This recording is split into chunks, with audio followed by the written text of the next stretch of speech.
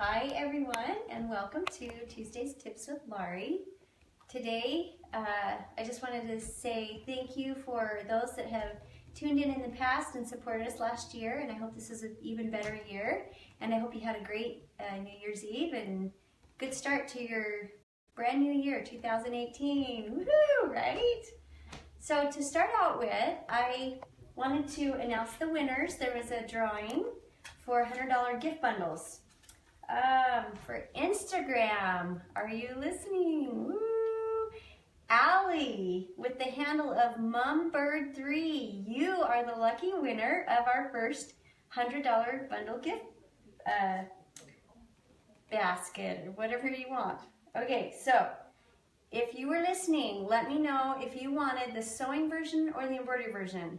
And it's a surprise as to what you're gonna get. Just let us know which way you like to go, if you like the sewing version or embroidery version. And for our Facebook winner, are you ready for this? It's Cheryl Cole-Dyer.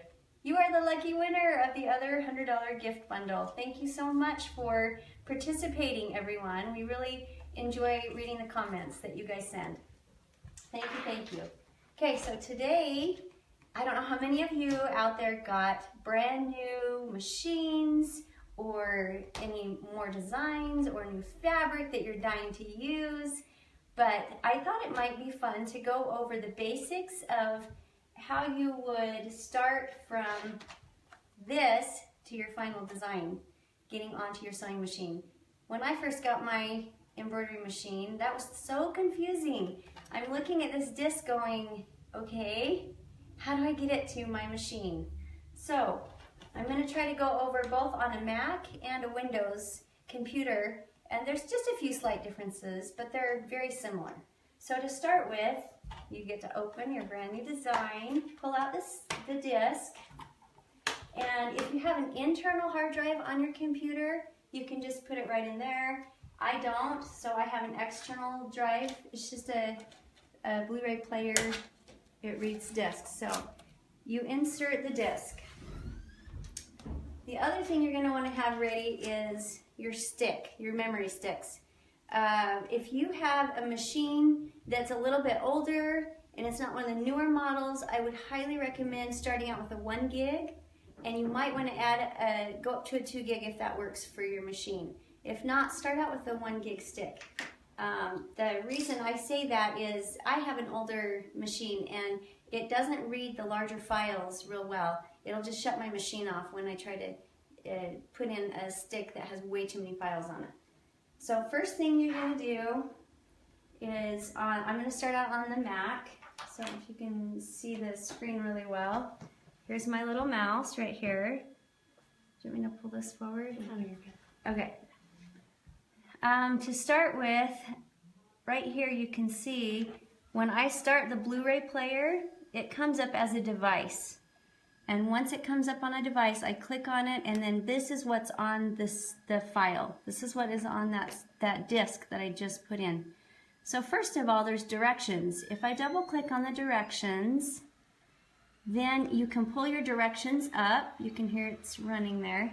You can pull your directions up and read through them on the computer, just like this if you'd like, and you can scroll through them. Or if you go over to your file button, you can go down to print and you can print these instructions out. And these are the instructions on how to accomplish the project. So today we're looking at the jars of seasonal flowers, the fringe, the fun with fringe one. So the top one there is the directions. The next one down is your actual embroidery files. We'll come back to that. There's also a placement template so that you can actually have a piece of paper that you can put on your item so that you can see. I'll show you what these might look like. Then you can place the item on your, let's say we're going to do a 4x4 July-August is what I'm going to pick. So you can see here it helps you to place that right in the center of whatever item it is you're doing. So you can print this out on a piece of paper and you can use that to help place your design. The last one down here is your SVG files. if you are going to send it to a Brother Cut and Scan or a Cricut or a Silhouette Cameo, you can use that file right there, and you can send that to your machine and it will cut the fabric for you. Alright, so we're going to go back to the embroidery files. If I click on the embroidery files, it's going to pull up the different sizes. Or excuse me, some of them come with the size first. This one shows the different attachments that it comes in. So for example, if you have a Bernina machine, you most likely will want to use the one that says EXP. So let's click on that. Let's say I'm using my Bernina. You click on the EXP and then it will pull up all of the designs. Now this is where I would highly recommend, if you have an older computer or an older sewing machine that's not going to pick up as many designs all at once, because you can see on here there's a large, there's medium, and there's the small sizes. Well, if you don't want, if your machine doesn't do the larger size, don't mess with putting that on the stick. Only put on what you want. So I'm going to choose the medium. So if I click with my mouse on medium and then I push the shift button and I hold the shift button and then I go down and click the bottom of the mediums, it selects all of them for me. Then I simply drag and I put the stick in. My stick is called No Name. So then I drag that and I just drop it right into No Name. And there, then it's on my stick. Now to double check that, I click on No Name and you can see right here, there's the medium ones I just now added. And you can see that they are all the EXP files right there. Also on this stick I have earlier added VP3. VP3 are for Viking usually, or your FAF machines. If you have a Janome, I would use a JEF file. If you've got a Brother or a Baby Lock, I would use the PES file. And if some of the Berninas would prefer the ART, you can use that file as well. So there's several files available. Now, before I pull this stick, you don't pull it right out of your computer just yet. You want to come in here. If you can see this eject button, you want to make sure that you get this eject button right here and you click it, and then I can eject it now that it's cleared off. Otherwise you run the risk of not getting all the data captured on here that you need. And so that would be the Mac. Now let's move over to the Windows, and we're going to do the same thing with the Windows. I'm going to snatch this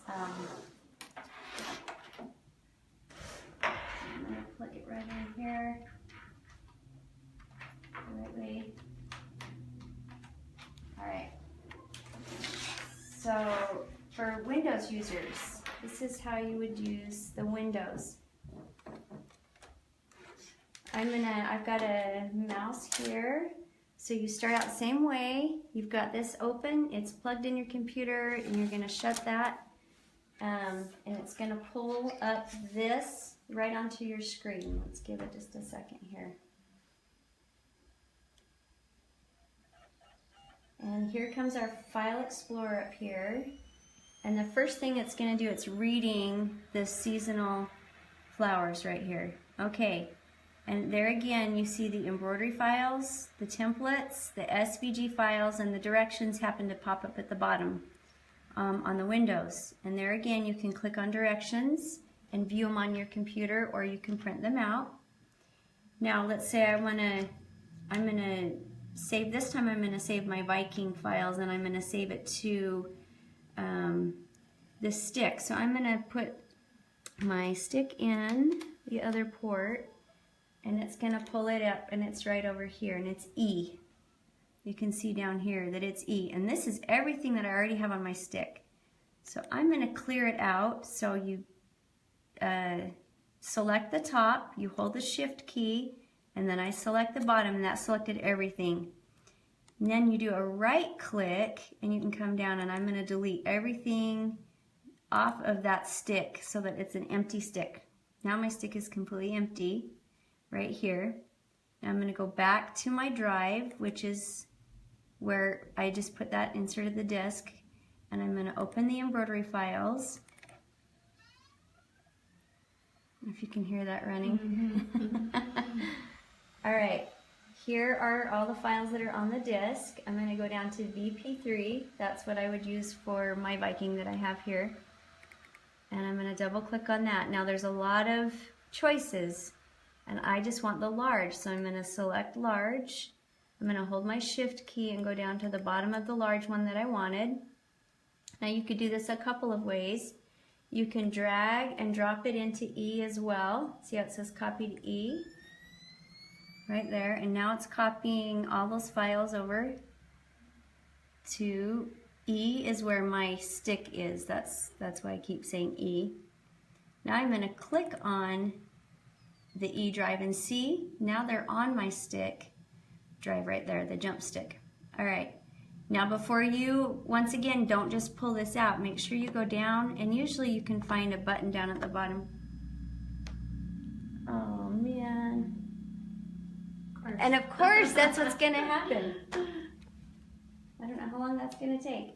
Down at the bottom, there's an arrow, and you click on the arrow icon, and it will pull up a picture of a jump stick, and you just click on that, and it allows you to eject this, your jump stick safely without messing up any of your data.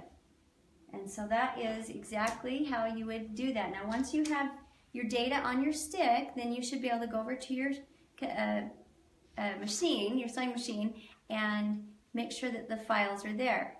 So once you've got the files on your machine, you can select it and just get started with your embroidery.